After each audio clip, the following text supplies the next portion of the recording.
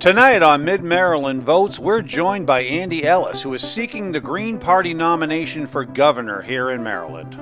At a time when Democrats are in disarray and their popularity is at a historic low, Andy is making the case that voters deserve a real alternative. We'll talk about what sets the Green Party apart, and we'll dig into one of the biggest issues on all Marylanders' minds right now: high crime. Andy has his own ideas for how to tackle public safety, and we will press him on whether the Green Party can actually connect with everyday voters in the state of Maryland. Now let's get into it. Welcome to Mid-Maryland Votes. I am your host, Mark Flynn. With me, as always, is my co-host, Ethan Lowen. And we have a very special guest tonight, Andy Ellis from the Green Party. Andy is a longtime organizer and co-chair of the Maryland Green Party. He's been active on issues ranging from climate change and housing to election reform and getting corporate money out of politics. Andy has worked to expand ballot access and give Marylanders more choices at the polls. And tonight, he's here to talk to us about a wide-ranging level of topics. Andy, welcome to the show. Thank you, Mark. I'm excited to be here. I'm glad to see you and Ethan again, and looking forward to doing another fun show. The Democratic Party appears to be in disarray right now, both locally and nationally.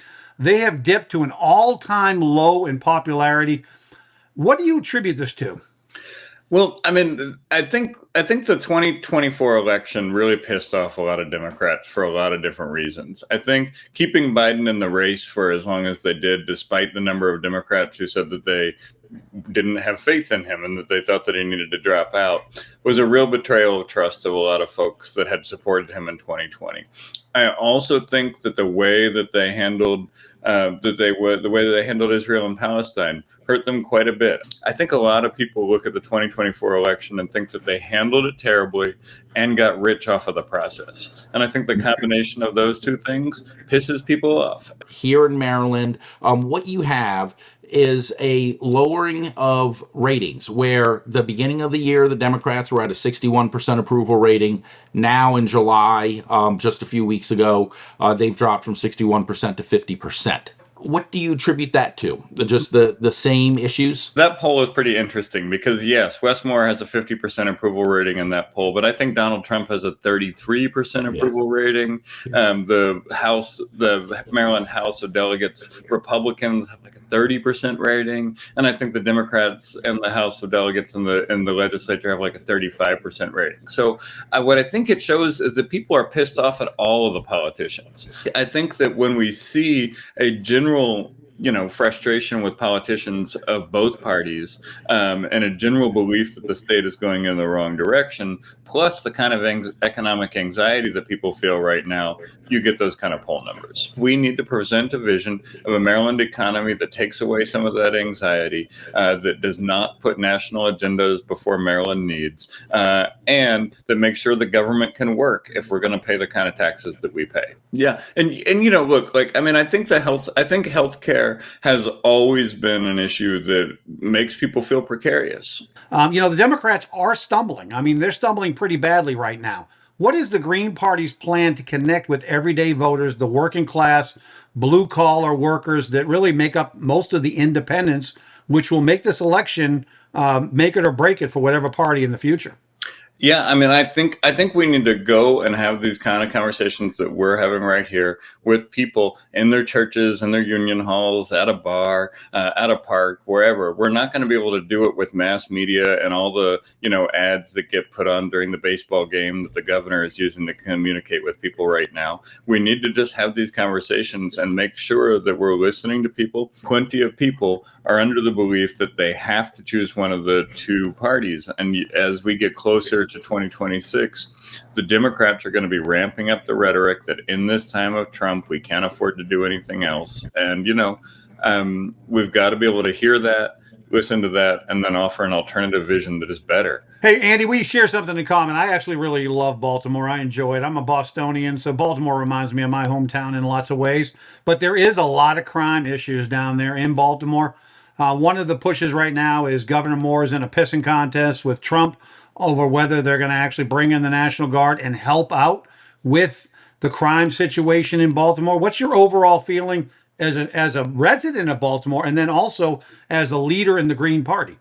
So I do not think that we need the National Guard here right now. And I think the Baltimore Sun did a poll the other day, 65% of people agree with me. They don't want to see the National Guard here. And so I think that we have this mismatch between people who are upset about the crime in their neighborhood, right? Like people in Baltimore and Black working class neighborhoods are upset that their neighborhoods are over policed and overly dangerous because of the crime. And so they sort of get mad because they get the worst of both worlds, and they're right to get mad about that. But I don't think the solution is bringing in the National Guard, who is not trained to do civilian policing. Mayor Bowser may be right. Maybe carjackings are down, and maybe this is the one unique thing that having the checkpoints solves. But I think if we want to address crime, we got to do a couple of things. We got to make sure that the type of violence interruption programs that are working in Baltimore, that are working in conjunction with the police and the prosecutor's offices, have the funding they need in order to stop violence before it occurs. Two, we need to make sure that the parts of the police department that are doing the things that allow prosecution and conviction are properly funded and properly staffed and working properly. I had jury duty, and there was a person that they charged with a gun felony. She was in possession of a gun after she had a previous felony, and the police did not do any fingerprints on the gun. They did not do any DNA on the gun. And so it ended up that we didn't convict her because there was no way to tie her to the gun. And they kind of were like, oh, well, we didn't run fingerprints on that. If we want to solve the problems and take care of victims, we need to make sure that those parts, not just the patrol and the detectives and those things, are funded as well. People on my side of the aisle are too quick to dismiss the concerns of Black and white working class folks who live in Baltimore neighborhoods that have a lot of crime. And I think it's easy enough to say we need to be able to invest in things that prevent crime from happening, like community violence interruption, and we need to raise the wages and all that. All of that stuff is true. And we need to listen to people who live in neighborhoods that are simultaneously over-policed and the most dangerous that there are, and not dismiss them, which I think a lot of folks on the left tend to do sometimes. Because the people on the left who live in Baltimore tend to live in more safer communities than the Right. people who are minorities. And Right. if you look at the polling data, the poll from those Black and white families living in the more high crime areas, they actually are more pro towards Trump and the intervention and the National Guard because, like you said, they're getting the worst of both worlds. They're Right. over policed and underprotected. And at the same time, I think that most of those folks think the National Guard is not the right solution. But there has to be an answer out there somewhere. These poor and working class Americans who live in our inner cities are just getting beat down. Right. And on both sides, right? They live in the highest crime neighborhoods and they live in the most policed neighborhoods. And that signals a problem in the way that police are still relating to those neighborhoods. It's not as bad as it was when O'Malley was in charge and he was locking up everybody in sight. But the fact that they are still 15 years later over-policed and overly violent signals that the strategy that the police have been using isn't working. So I think we need to, like I said, we need to invest in community-based solutions like community violence interruption that have helped to decrease the murder rate in Baltimore quite significantly, that have helped to decrease non-fatal shootings quite significantly. Like those are real accomplishments. They're not changing the numbers. They're not doing that. There are less people being murdered in Baltimore right now than there were last year, than there were 5 years ago, and things like that. It is a combination of things that are working. Some of it is the prosecutor's office, some of it is the mayor's office, but a lot of it is community groups getting the resources in order to do this community violence interruption work, which is stopping crime before it happens, and is an important way that we need to address this problem. Sometimes we lose voters, though, Andy, because that money has to come from somewhere. Yep. And people are looking at the police budget for those programs. You have to fund both. You have to fund the police, you have to support the police, and you also need to get these community organizations the money and the resources they need to. It's not either or, it's both. Right. And so let me say, like, the police funding is a really interesting question, because it is not that we don't need to have funding going to the police, but it is where it is going, right? And so these decreases in murders and violent crime in Baltimore have happened while the police have been saying that they have several hundred officer shortages, right? And so there's an ability to decrease the amount of crime without increasing the number of patrol officers or the number of detectives and special units. But we're losing prosecutions and we're losing convictions of gun offenders because those gun offenders because the police aren't always running the fingerprints and they're not always doing that type of thing. And, you got people in the prosecutor's office who are just getting handed a stack of cases each day and hoping that they can get a conviction on it and things like that. So, yes, we need to fund it, but it is not that we need more officers. We need to make sure that the follow-up is there and that the bureaucracy is working right. We were all shocked when they said, when the prosecutor says, "Do you have fingerprints on this gun?" And the police were like, "No, we didn't get them." Right. And it is like, okay, this is a gun felony. This is a gun and drug felony in which you're going to need to prove that this woman had contact with the gun in order to get the charge to stick. And y'all didn't do it, and it's like, and the reasons that I've heard from inside, the reason that office is not as well staffed as some of the patrol offices are and things like that. So, yes, we got to give money there, but we also got to give money to these community programs. And I think that the problem right now is a lot of that money is going to these big nonprofits and these big academic institutions that are deciding how the community is going to address the problem instead of going straight to the community groups. And I think the real problem in this is that nonprofit funding that Democrats are addicted to, because that is how they keep their supporters in work a lot of times, is by, these big universities or these big nonprofits. And, so like, It's also how they stay in power.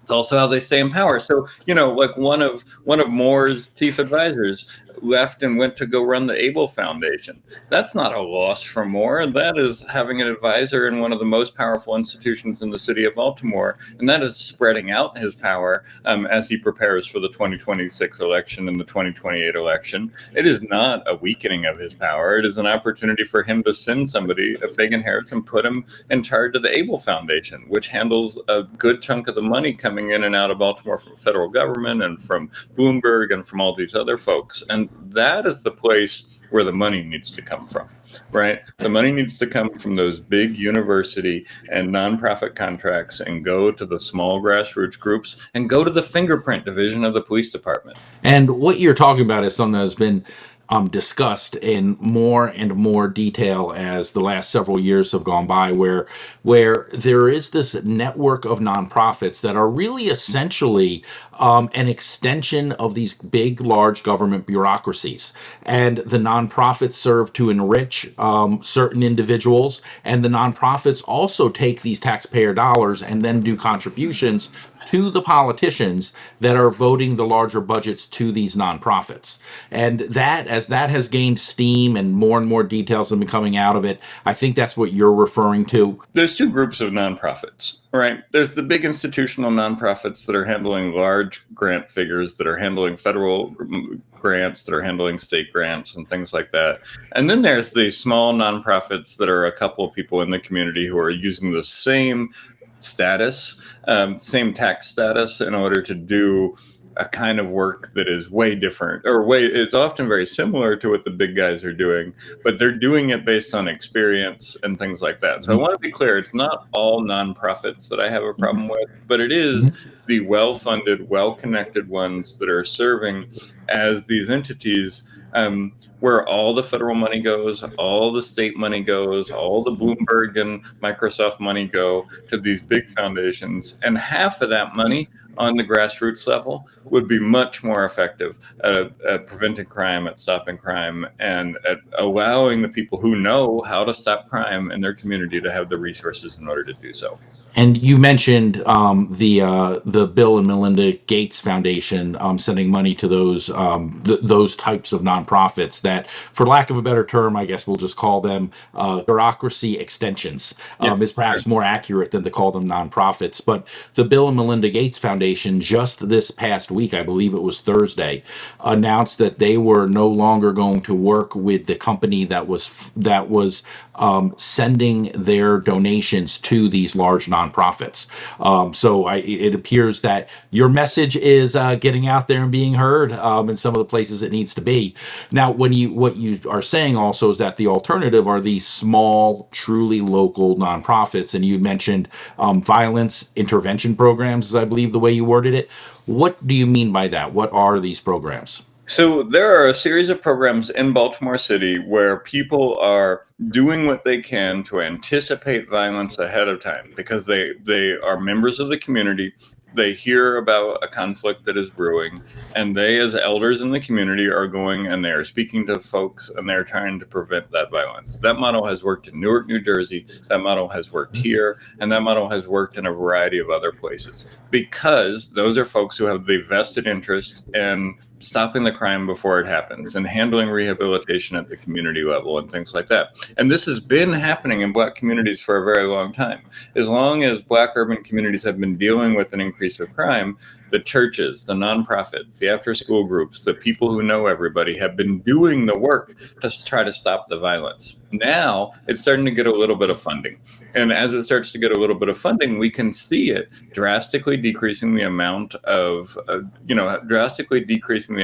things that escalate into shootings, that escalate into stabbings, and that stops the cycle. That along with, prosecuting some of the most violent offenders and that along with some police work, that along with other things is working. But absent that community piece of it, you're not seeing the reductions that you're seeing in Baltimore right now. You're not seeing the reductions that Newark had over time because those are the folks who are most connected and most close to what is occurring in their community. And that's not just the case in Baltimore. That's the case in any place, right? The people who live there or have homeowners there, have community institutions like churches, after school programs and things like that. They know the folks. And if you can have folks who know the folks talking before the violence escalates from fists to guns, you can interrupt the cycle of violence. And funding that type of stuff, taking a bunch of the money that Bloomberg is giving to the Able Foundation and giving it to groups like, doing that work on the ground in communities will have a much bigger impact than providing another 6 or 7 figure salary for some nonprofiteer. It's interesting you say that, Andy, because I was actually part of the response force on boots on the ground for Freddie Gray. And the only thing that really calmed down the crowds of young men throwing bricks and doing things in their disobedience were the older Black men of the community who activated.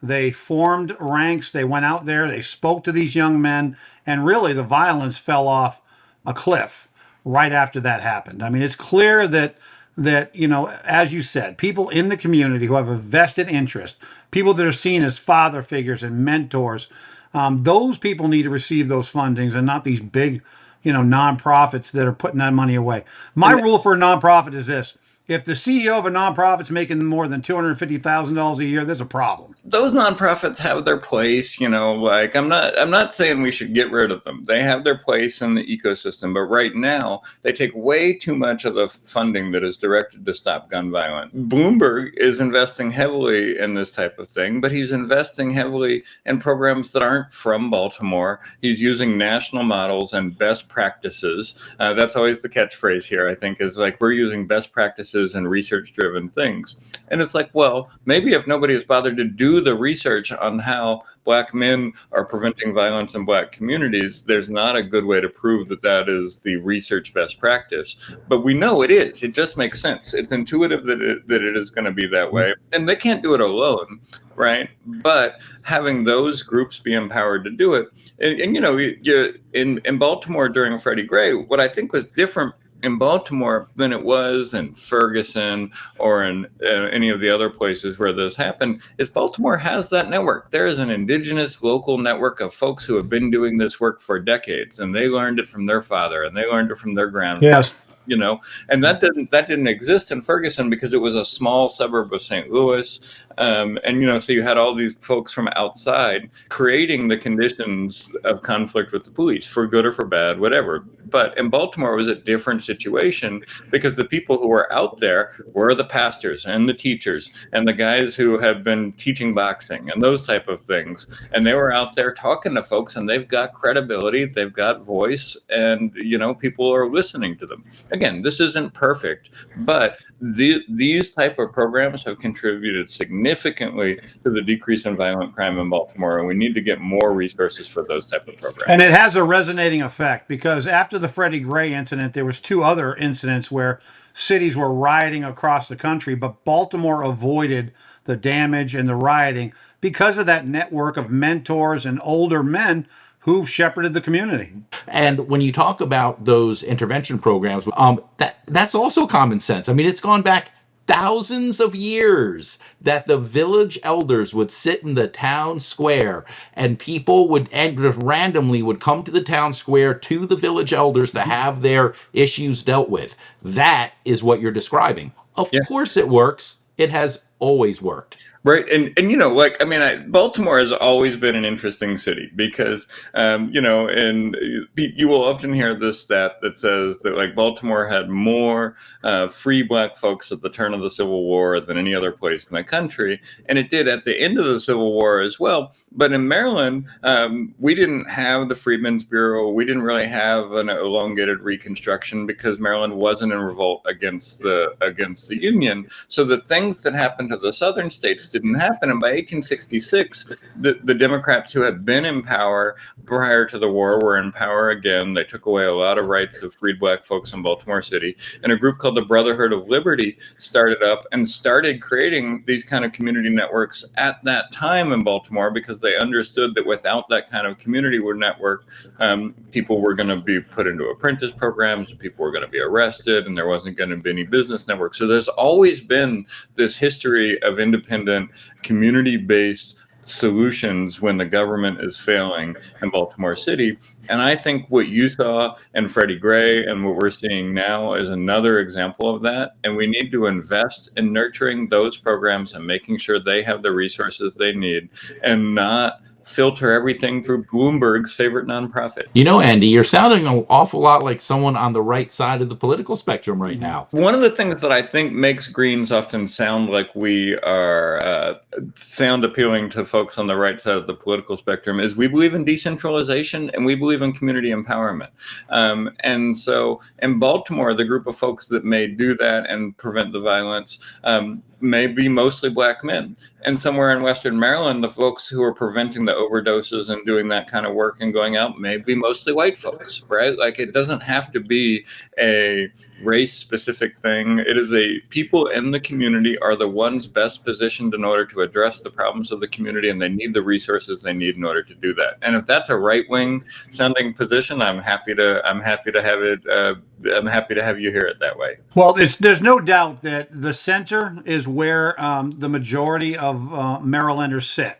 That is the base that whoever's going to win this election in Maryland is going to have to win over. Agree. And one thing I will say about that same poll that had Westmore at 50%, there was a Gonzalez poll in January, I think, that had 75% support for local cooperation with ICE. This poll that came out that had Westmore at 50% had 55% opposition to ICE. So while I think that there is this thing where the center is the strongest aspect, I think Moore is doing a good job of making Trump the reason, the explanation for the problem. And I do think, if you also look at that poll, people are in favor of raising taxes on the wealthy. People are in favor of additional incentives for renters to be able to stay in their homes. People are more aligned with a lot of progressive things. Even if they're sort of center progressive, they're common sense. And I think too often the two parties reduce these things to blue team, red team. We should figure out how to cap rent increases if people are getting priced out of rental homes left and right, And so that poll, I think, says 65% of people support rent caps, and I don't think I think that's often seen as a pretty progressive, pretty left position. But I think in some ways, if you have have the most rental evictions in the country, it's a common sense middle of the road position to believe that you should cap the amount that rent can go up, And so I think there's this thing that when we're in a two-party trap, things feel like they're left or right. And common sense often gets ignored because it doesn't fit the national narrative that the two parties are trying to fight over. Like, that poll is fascinating. Maryland Now poll that is not a typical pollster, but the numbers in it are just fascinating and show how angry and how worried people are, but also like how all over the place they are. Like basically people being people. People are being people, and they're angry at one side, but they're also not trying to embrace the other. It's just a common human trait of all of us. One thing that I think is interesting is I think a lot of voters will vote outside of the two-party system, even if they disagree with the candidate, because they want a good candidate outside of the two-party system. So I think we will see the best third-party or independent candidate often getting votes from people who they wouldn't agree with if they were in power. To hell with both of these parties. This person is at least speaking to me and speaking the truth.